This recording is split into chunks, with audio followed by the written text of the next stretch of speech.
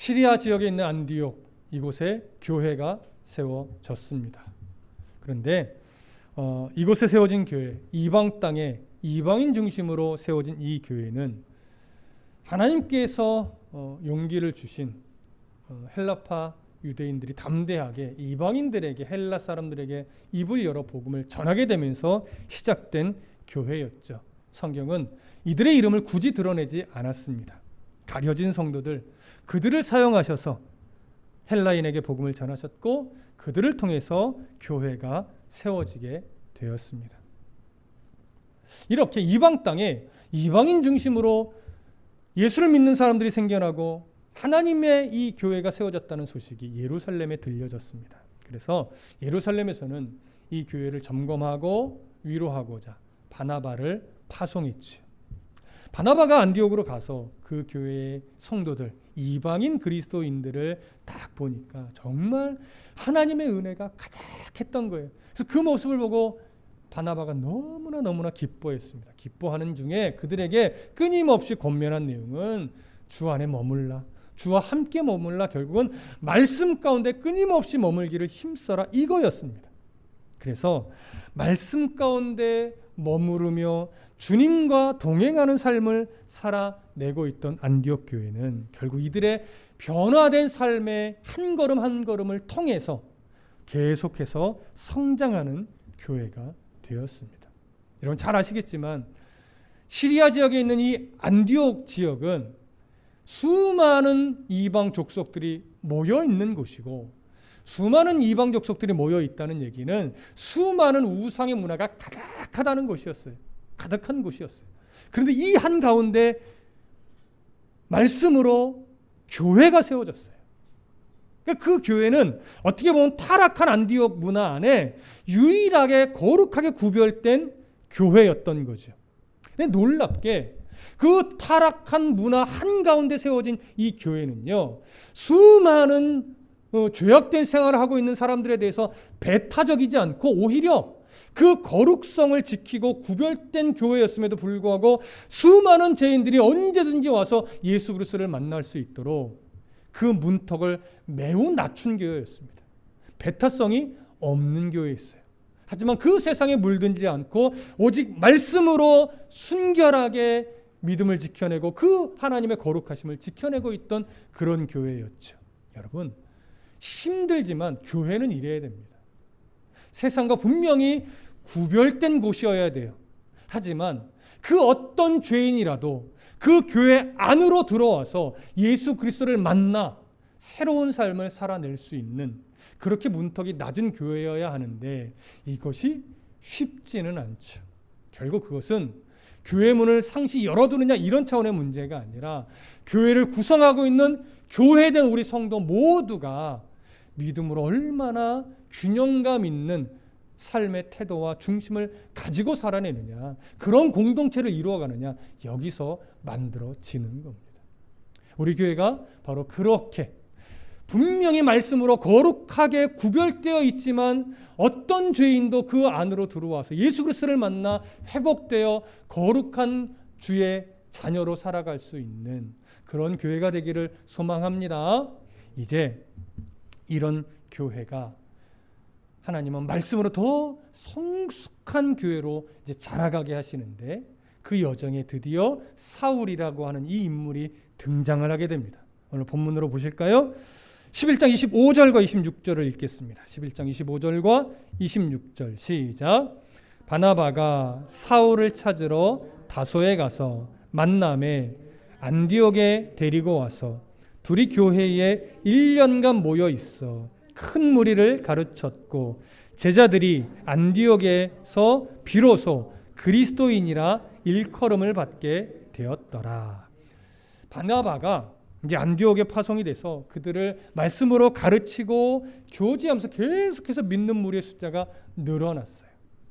자, 믿는 무리의 숫자가 계속해서 늘어나다 보니까 이 바나바는요, 이 안디옥 교회를 정말 건강하게 세워가고 싶은데 혼자로는 너무 벅차다라고 하는 걸 이제 깨닫게 된 거예요. 그래서 돕는 동역자의 필요성을 느끼게 되는데, 그 순간 그의 머릿속에 떠오른 한 사람, 이름이 생각났어요. 그게 바로 사울이에요. 바나바는 예루살렘에서 회심 전에 사울이 어떤 사람이었고 회심 후에 사울이 어떻게 변화되었었는지를 다 보았었어요. 아마도 그런 사울의 변화된 모습을 바라보면서 언젠가 하나님이 이 사울을 복음을 위해 사용하시지 않을까 이런 생각을 했었던 것으로 여겨집니다. 그래서 사울이 딱 떠오르자마자 바나바는 지체하지 않고 사울이 있었던 다소로 가게 되죠. 안디옥에서 사울이 있었던 다소까지 대략 175km나 됩니다. 결코 짧은 거리가 아니죠. 그러나 먼 거리라 하더라도 교회를 세우기 위해서 그는 주저하지 않고 지체하지 않고 그곳으로 가서 사울을 안디옥 교회의 공동 목회자로 모시고 또 데리고 오게 되죠. 여러분, 지금 이 상황은 사울이 이제 예루살렘에서 복음을 전하다가 그를 죽이려고 하는 헬라파 그리스도인들에 의해서 예루살렘을 빠져나와 다소로 도망갔을 때, 피신했을 때를 기준으로 본다면 대략 몇 년 정도가 흐른 후냐면 13년 정도가 흐른 후입니다. 그러니까 13년 정도의 이 기간 동안 사울은 많이 다듬어지고 연단되어지고 훈련되어졌겠죠. 이때 바나바가 사울을 찾으러 와서 이러이러해서 네가 같이 안디옥으로 가서 나랑 같이 목회했으면 좋겠다 이런 말을 할 때 사울이 어떤 생각을 했을까요? 내가 어떻게 가서 그걸 하지? 뭐 이런 생각을 했을까요? 아니 그래 이때다 내가 드디어 내가 하나님 위해서 일을 해야지 막 이런 어떤 용기가 막 올라갔을까요? 아마도 이때 분명히 사울은 어떤 생각을 하게 됐을 것으로 여겨지냐면 예수님이 바나바를 통해서 나를 이제야 이방인에게로 보내는구나. 복음을 위해 이방인에게로 보내는구나. 이런 생각을 했을 것으로 여겨집니다. 왜냐하면 이유가 있어요. 사도행전 22장에 가보면 사울이 자신의 이전 모습을 떠올리면서 예루살렘을 빠져나올 그 무렵에 예수님이 자신에게 환상 중에 해주신 말씀에 대해서 회고하는 내용이 있어요. 그 부분을 함께 좀 보시면 좋을 것 같아요. 사도행전 22장입니다. 한번 찾아보실까요? 사도행전 22장 17절부터 21절까지 17절부터 22절까지 우리 함께 읽어보겠습니다. 사도행전 22장 17절부터 21절까지 시작. 그 후에 내가 예루살렘으로 돌아와서 성전에서 기도할 때에 황홀한 중에 봄에 주께서 내게 말씀하시되 속히 예루살렘에서 나가라. 그들은 네가 내게 대하여 증언하는 말을 듣지 아니하리라 하시거늘 내가 말하기를 주님 내가 주를 믿는 사람들을 가두고 또 각 회당에서 때리고 또 주의 증인 스데반이 피를 흘릴 때에 내가 곁에 서서 찬성하고 그 죽이는 사람들의 옷을 지킨 줄을 그들도 아나이다. 나더러 또 이르시되 떠나가라. 내가 너를 멀리 이방인에게로 보내리라 하셨느니라. 사울은 이 말씀을 듣고 제자들의 도움을 사도들의 도움을 받아서 예루살렘을 빠져나와 다소로 피신을 했던 겁니다.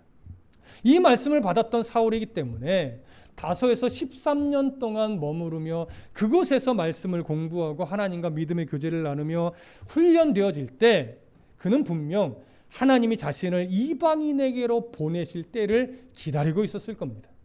그렇게 13년을 기다리고 있었으니 바나바가 찾아와서 사울에게 안디옥으로 가서 나와 함께 말씀으로 이 이방인 그리스도인들을 가르치십시다. 또 복음을 전합시다. 전도합시다. 이런 말을 할 때 그는 이 요구를 거절할 이유가 전혀 없었던 거예요. 왜? 기다렸던 그 순간이었으니까. 그래서 안디옥 교회로 함께 간 사울은 바나바와 함께 오늘 본문의 내용을 기준으로 본다면 1년간 큰 무리를 가르쳤다라고 기록을 합니다. 그럼 여러분 1년간 큰 무리를 가르쳤다. 무엇을 했다는 걸까요? 기본적으로는 성경을 가르쳤다라고 하는 것이죠. 성경에 담긴 하나님의 뜻, 하나님의 마음, 하나님의 계획들을 열심히 성실하게 가르쳤다라고 하는 의미. 하지만 이것이 단순하게 말씀 공부를 했다 이런 차원에 머무르는 가르침일까요? 아닙니다, 여러분. 여기서 가르쳤다라고 하는 것은 성경 공부를 했다는 차원에서 머무르는 것이 아니라 가르친 그 말씀을 붙잡고 함께 변화된 삶을, 제자다운 삶을 살아내는 그 자리까지를 포함하고 있는 거예요. 그래서 26절에 보면 큰 무리를 가르쳤고 하면서 안디옥 교회 성도들을 뭐라고 불러요? 제자들이라고 하는 표현으로 연결을 하는 거예요. 제자라는 건 뭐예요? 오늘날의 스승과 제자 이런 개념이 아니고요. 당시의 제자는요, 배운 대로 살아내고 있는 자, 이들을 제자라고 하는 거예요. 하나님 말씀을 배우고 잘 배웠다, 야 새롭네, 이것에서 멈추는 것이 아니라 이런 삶이 하나님의 원하시는 삶이야? 그럼 내가 이전에 이 하나님의 뜻과 달랐던 이 삶은 버려야지. 그리고 하나님의 말씀에서 가르쳐준 이대로 내가 살아내야지 라고 결심하고 그대로 살아내는 그런 성도가 바로 제자였던 겁니다. 그래서 26절에 보면 큰 무리를 가르쳤고 제자들이라고 하는 표현으로 연결하면서 이런 이야기를 기록해요. 안디옥에서 비로소 그리스도인이라 일컬음을 받게 되었더라. 여러분, 제자라는 표현과 그리스도라고 하는, 그리스도인이라고 하는 별명이 생겨난 것을 연결한 이유는 뭐냐면 이들이 안디옥에 있는 이방 사람들로부터 그리스도인들 이런 소리를 듣게 될 때 그 이유는 뭐냐면 이들이 제자된 삶을 살았기 때문에 이런 별명이 붙게 되었음을 보여주는 거예요. 그러니까 여러분, 제자된 이들의 삶을 보고 안디옥에 사는 예수 모르는 이방 사람들이 그리스도인들이다라고 별명을 붙여줄 때 이것이 어떻게 저렇게 멋지게 사냐 이런 긍정적 의미로 붙인 별명인지, 아니면 재수 없어 저런 예수쟁이들 이런 의미의 부정적인 뉘앙스로 붙인 별명인지 단정하기는 좀 어려우나 대부분의 학자들은 긍정적 의미로 붙여진 별명으로 보지는 않습니다. 예수쟁이들, 자기들만 잘났어, 재수 없어, 이런 뉘앙스를 가지고 붙여진 별명으로 여겨져요. 근데 왜 이런 부정적인 의미를 가지고 별명을 붙이게 됐을까요? 이유가 있죠. 여러분, 당시 안디옥이라고, 시리아 지역에 있는 이 안디옥은요, 이스라엘을 기준으로 보면 북쪽에 있는 안디옥이에요. 이 안디옥은 로마가 이제 제국화된 로마 제국 그 내에서 세 번째로 큰 도시였어요. 첫 번째가 로마, 두 번째가 알렉산드리아, 세 번째가 바로 안디옥이에요. 이렇게 큰 도시들은요, 언제나 단일 민족만 모여 살지 않아요. 제국 내에서 여러 곳에 있는 여러 혈통의 민족들이 다 모여 살아요. 이 안디옥도 마찬가지였어요. 얼마나 다양한 민족들이 섞여 살았는지 상업이 발달할 수밖에 없죠. 여러 민족이 산다는 것은 여러 민족의 물품들을 와서 팔고 사고 하면서 경제가 아주 활발하다는 얘기예요. 그런데 여러 민족이 모였다라고 하는 것은 이렇게 상업이 활발하고 경제적으로 아주 부유하다는 의미와 또 뭐가 있을까요? 이들의 모임과 이들의 경제활동의 중심에는 언제나 우상이 있어요. 그래서 어느 지역보다도 다양한 우상들이 가득한 도시가 바로 안디옥이었던 거예요. 자, 그러면 이렇게 우상이 가득하고 다양한 종족들이 모여있는 안디옥은요, 로마 제국 하에 있었기 때문에 로마 사람들은 항상 로마가 여러 지역에서 끌고 온 노예들로도 가득했습니다. 근데 로마사를 보다 보면요, 로마 제국이 어느 순간 로마 사람, 주인인 사람보다 어떤 숫자가 더 많아져요? 노예의 숫자가 훨씬 더 많아지는 시점으로 넘어가요. 근데 이렇게 노예가 더 많아지다 보니까 이들을 노예로 부리고 있는 주인들은 점차 할 일이 없어져요. 너무나 풍족하니까, 노예들이 다 해주니까. 그래서 할 일이 없다 보니까 늘 생각하는 것이 뭐냐면 어떻게 즐길까? 무엇을 먹을까? 무엇을 입을까? 이러면서 목욕 문화부터 타락의 문화가 아주 가득해집니다. 그래서 음식 문화도 타락했죠. 성적으로도 타락했죠. 이때 동성애도 매우 많았던 것으로 역사는 기록을 합니다. 자, 이렇게 이런 타락의 문화가 세워진 그 중심에는요, 또 항상 무엇이 같이 가냐면 헬레니즘의 우상 문화가 같이 가요. 여러분, 이방의 우상 문화는 항상 성적 타락을 동반해 왔어요. 구약 시대에도. 이때도 마찬가지였습니다. 그러니 헬레니즘의 우상 문화와 뒤섞여서 이 타락의 문화가 함께 가니 얼마나 지독한 타락이 일어났겠습니까? 그렇게 타락한 문화가 가득한 도시 안에 이제 예수를 믿는 사람들이 생겨났어요. 그래서 말씀을 배웠어요. 말씀을 배우다 보니까 그들 가슴 깊이 새겨진 게 뭐예요? 그 타락의 문화에 분별 없이 함께 동조하는 것은 하나님이 기뻐하지 않는 거구나. 이걸 가슴 깊이 깨닫게 되니까 그런 문화에서 예수를 믿는 사람들이 점차 떨어져 나오게 되죠.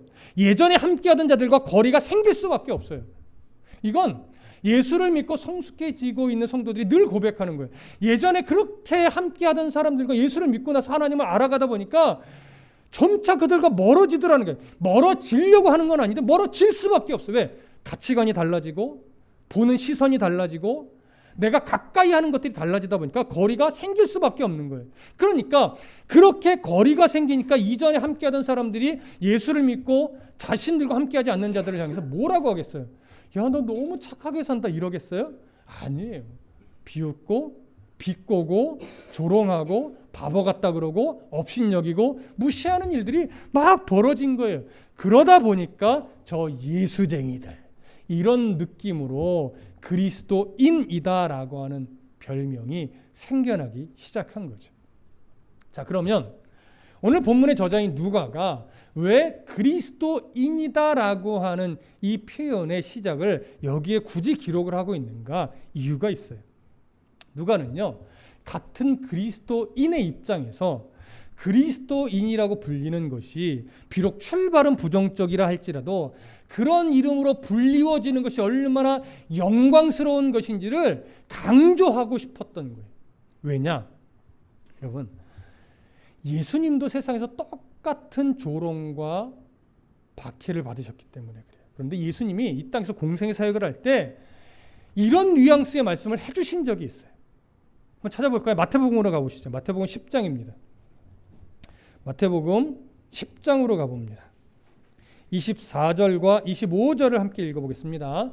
마태복음 10장 24절과 25절 찾아보시죠. 마태복음 10장 24절과 25절 찾으셨으면 함께 읽겠습니다. 24절 25절 시작.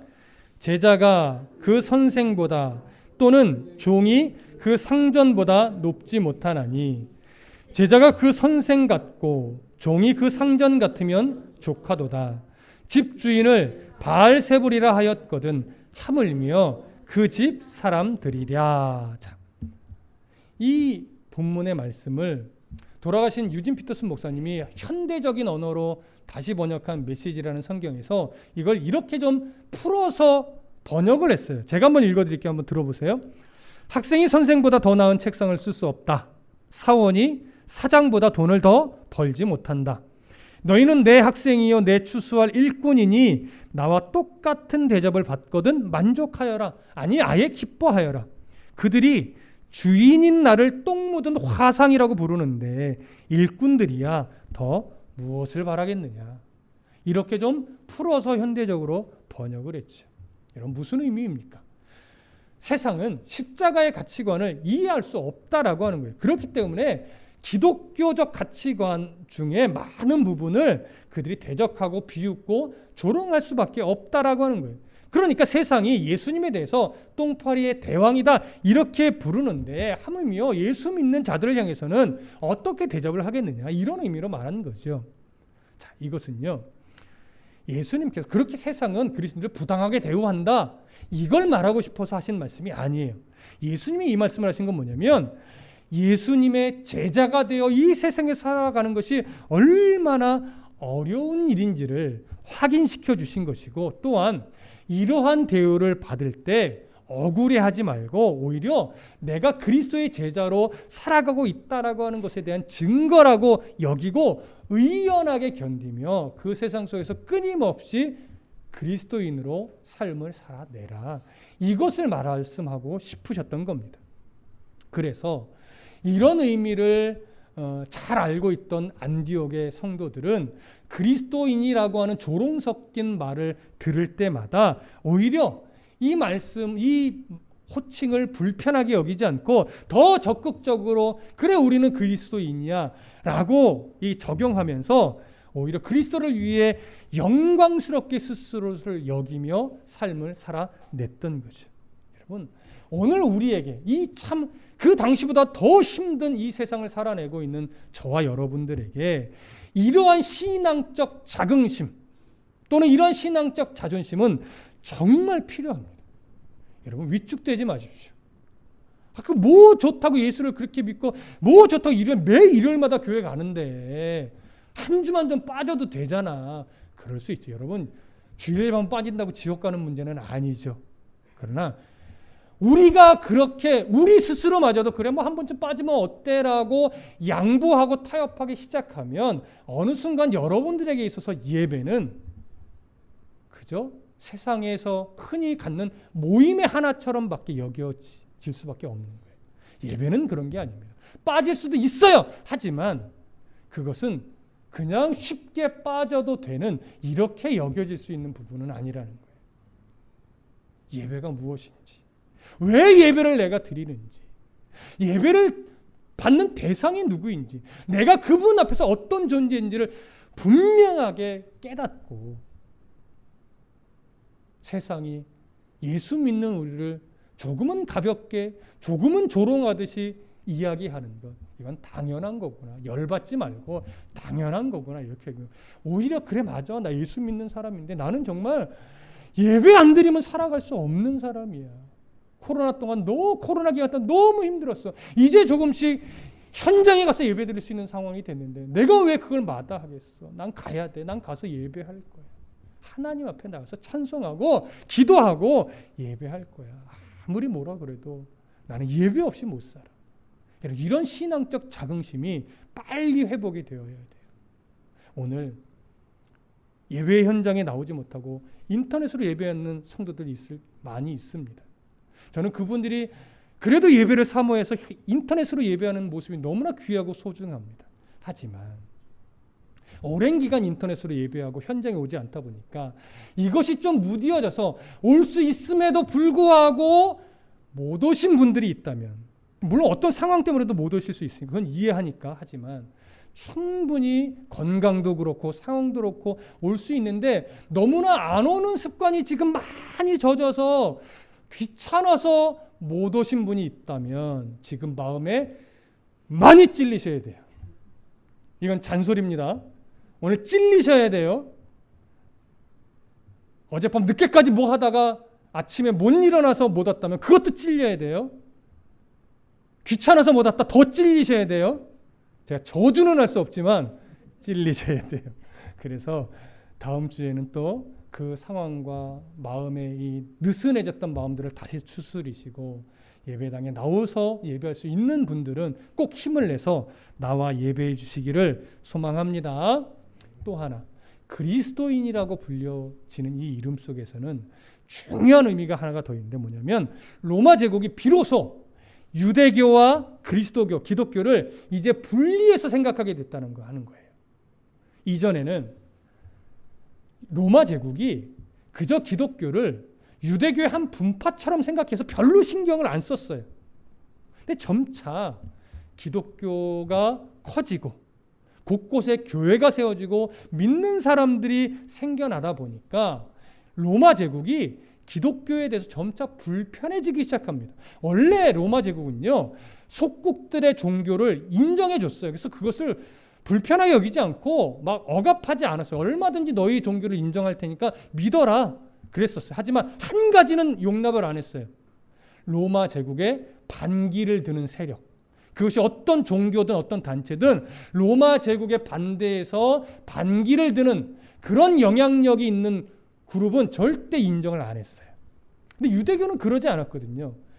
그래서 기독교도 유대교의 한 분파처럼 여길 때는 아무런 신경도 안 썼는데 기독교가 점점 커지고 곳곳에 교회가 세워지면서 이제 많은 이들이 기독교를 막 핍박하고 손가락질하고 막 왜곡해서 말하기 시작하잖아요. 그러다 보니까 로마 제국이 기독교를 따로 분리해서 생각하면서 어떻게 여겨지게 됐냐면 기독교라고 하는 것은 유대교와 좀 다르네? 그런데 기독교는 로마 황제를 숭배하지 않네? 근데 저들 보니까 세상의 왕이라고 막 자기들끼리 얘기하는 예수만 믿는 그런 종교라네?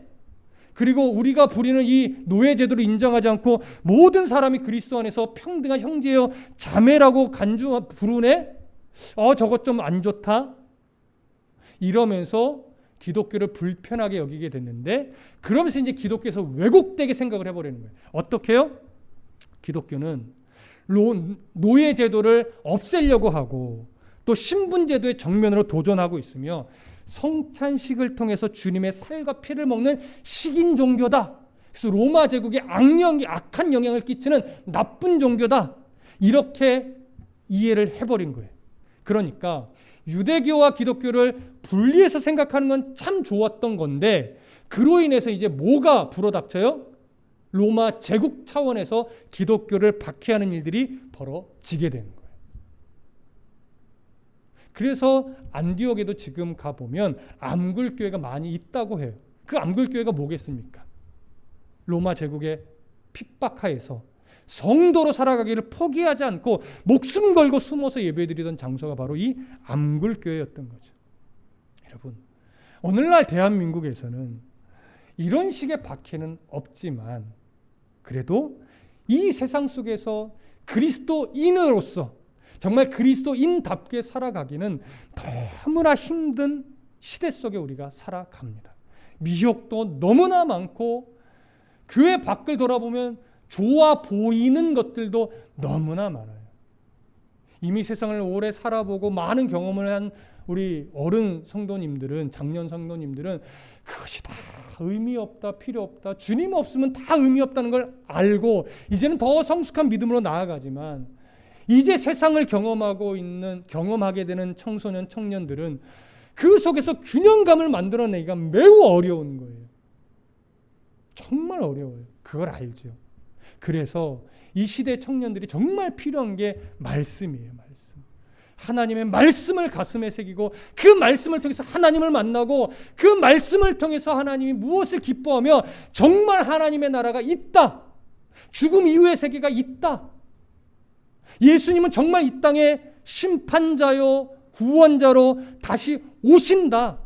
이것에 대한 확고한 믿음의 말씀을 통해서 청년들 안에 세워질 때 이 세상에서 그리스도인이라 비웃음을 당할지언정 더 성실하게 일하면서 더 인정을 받으면서도 그리스도인의 가치관을 지켜낼 수 있는 용기가 생긴단 말이죠. 하나님 나라에 대한 확신이 없는데 어떻게 그리스도인답게 세상을 살면서 그들의 비웃음과 조롱을 참냐고요. 그건 안 되죠. 될 수가 없는 거예요. 하나님 나라의 소망, 다시 오실 예수 그리스도에 대한 소망이 분명해야 세상의 비웃음을 이겨낼 수가 있는 겁니다. 그리고 더 그리스도인답게 실력을 키워서 그들에게 하나님의 자녀는 이런 거야 라고 또 보여줄 수도 있는 거죠. 지금 안디옥 교회는 그런 모습으로 한 걸음 한 걸음 뭐 하기 시작한 거예요? 성장해 가기 시작을 한 거예요. 아직 신앙의 연수가 오래된 그런 교회는 아니에요. 이제 막 예수님을 만났고 이제 막 경험하게 됐고 이제 그런 은혜를 경험하기 시작한 그런 교회였어요. 자, 그런 교회에 이제 큰 재해가 일어납니다. 볼까요? 27절 28절입니다. 함께 삽니다. 27절 함께 읽습니다. 27절 28절 시작.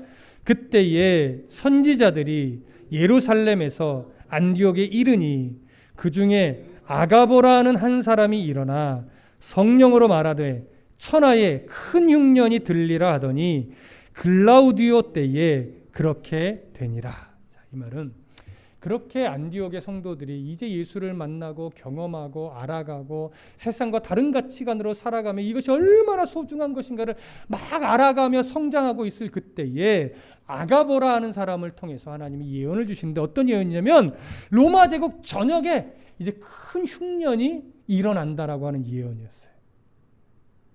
근데 실제로 글라우디오 황제 때에 일어났죠. 역사적으로 엄청난 이 기근이 흉년이 일어났어요. 그러면 이 내용을 안디옥 교회 성도들의 신앙 이야기와 연결돼서 기록한 이유가 뭘까요? 이 기근은 예수 믿는 자들뿐만 아니라 예수 믿지 않는 자들을 가리지 않고 모두에게 내려진 그런 흉년이었기 때문에 그렇습니다. 이게 만약에 이 놀라운 흉년이 예수 믿는 자들을 살짝 피해가고 예수 믿지 않는 사람들에게만 내린 기근이었다면 믿음에 더 좋을 것 같지만 지금 기근은 그런 거 상관이 없는 거예요. 모든 자들에게 임한 기근이었어요. 자, 그럼 보십시오. 예수 믿건 안 믿건 정말 기근 때문에 힘들어졌어요. 그럼 이제 막 예수를 믿고 은혜를 경험한 사람들은 두 가지 반응이 나타날 거예요. 첫 번째 반응은 뭐겠습니까?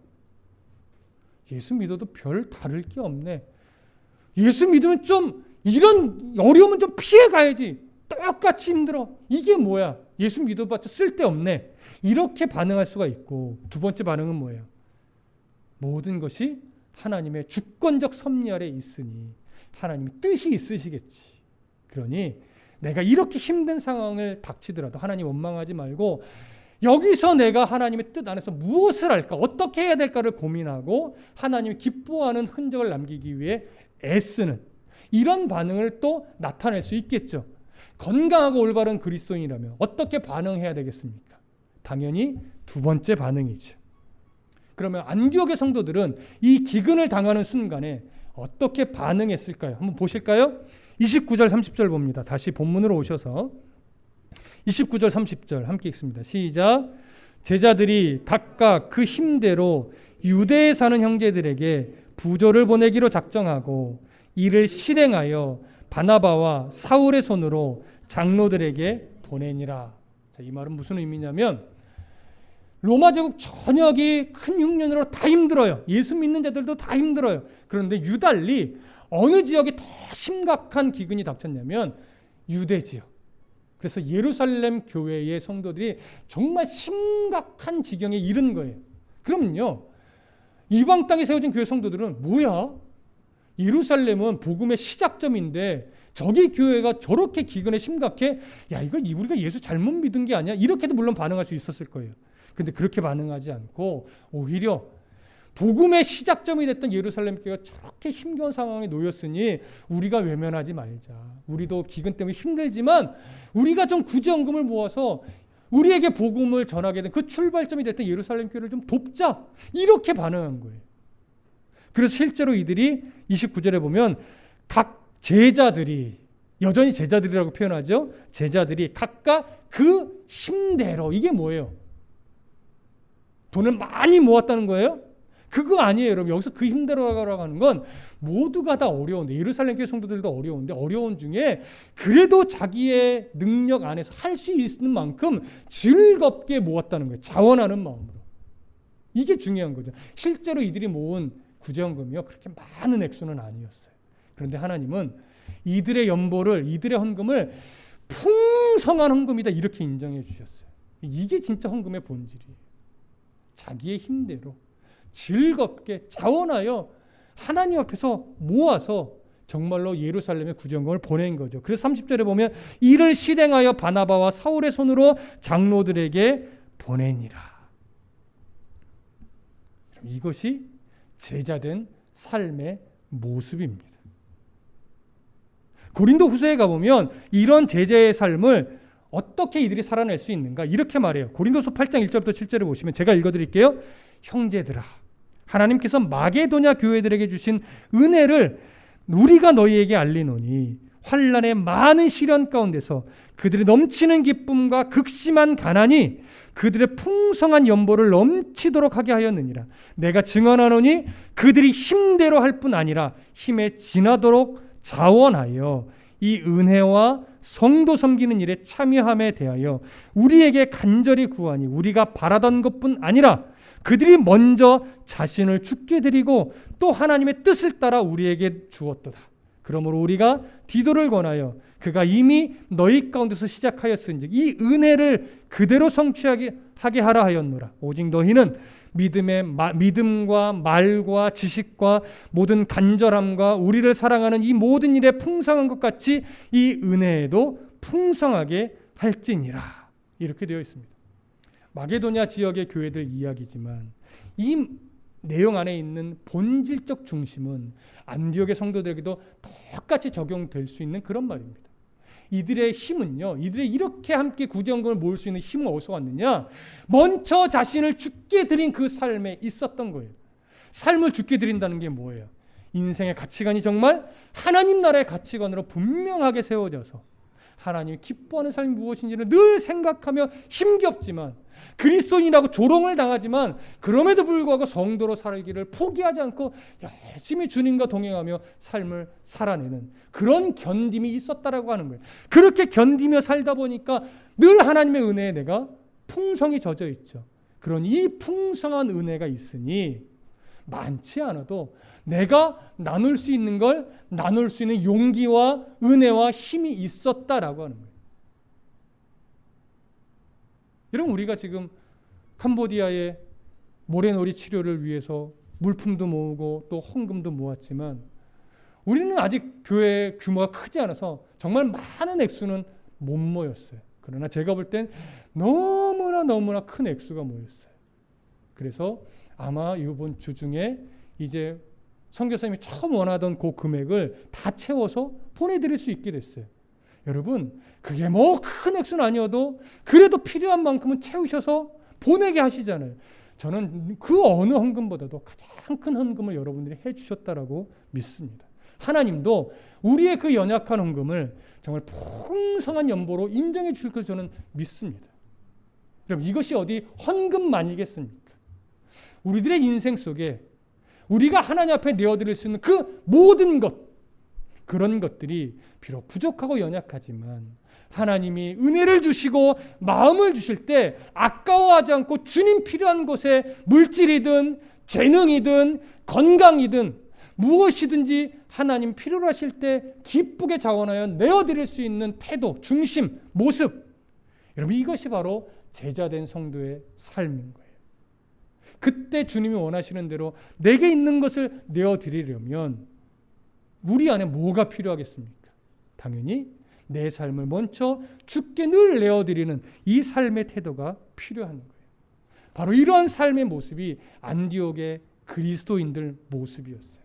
그렇다면 그들처럼 오늘 우리들도 이미 복음을 받은 자로서 참 미혹이 많고 즐길 것이 너무나 많은 이 현실을 우리가 살아가는데 이 속에서 우리 또한 그리스도인이라는 사실을 잊지 말고 어떻게 하면 좀 더 그 세상 가운데 바른 그리스도인의 흔적을 남길 수 있을까?